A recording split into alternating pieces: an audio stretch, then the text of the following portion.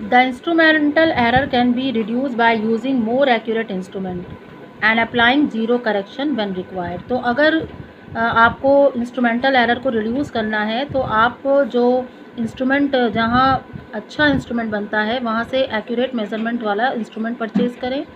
Otherwise अगर उसमें error आ रही है तो उसमें एक ज़ीरो एरर होती है जिसके लिए हम करेक्शन करते हैं, तो हमें एरर जो होती है वो हम फाइंड आउट कर सकते हैं और उसको हम जो मेजर्ड वैल्यू है उसमें प्लस या माइनस करके एक्चुअल वैल्यू के आसपास का रिजल्ट हम एक्यूरेटली मेज़र कर सकते हैं। Second step is the systematic error, imperfection in experimental technique or procedure. For example, to determine the temperature of a human body, thermometer placed under the armpit will always give a temperature lower than the actual value of the body temperature. Again, buoyancy error is weighing is usually ignored. Similarly, random error in experiment on heat is usually ignored.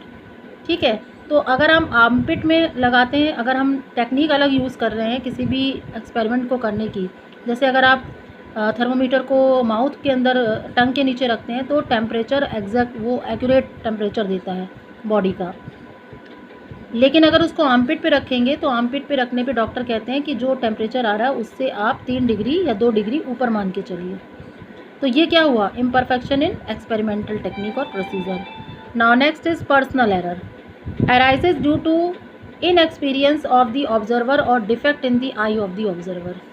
For example, lack of proper setting of the apparatus, नहीं set कर पा रहा है।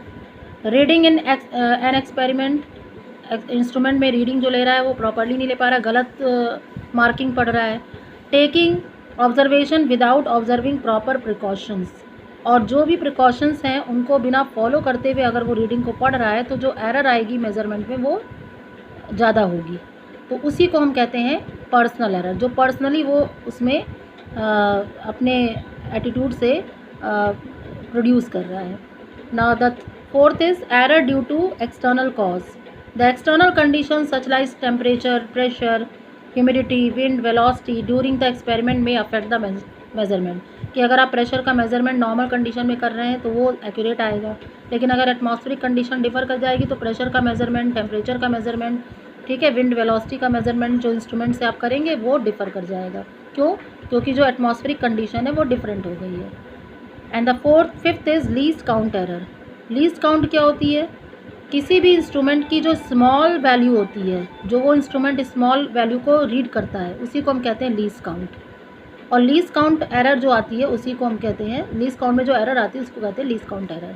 So the smallest value that can be measured by measuring instrument is called least count of the instrument. जैसे metre scale है तो metre scale की जो लीस्ट काउंट होगी वो कितनी होगी, 0.1 सेंटीमीटर, और 0.1 सेंटीमीटर इज इक्वल टू, अगर आप 1 सेंटीमीटर लेते हैं तो 1 सेंटीमीटर में जो स्मॉल डिवीज़न होता है, जैसे ये होता है आपका, ये है, तो 1 2 3 4 5 6 7 8 9 10, तो ये जो डिवीज़न है इसकी जो वैल्यू होगी वो कितनी होगी, ये 10 मिलीमीटर है इक्वल टू 1 सेंटीमीटर, तो ये कितना हो गया, 10 division is equal to 10 division is equal to 10 millimetre, तो 1 मिलीमीटर की वैल्यू कितनी हो जाएगी, ठीक है।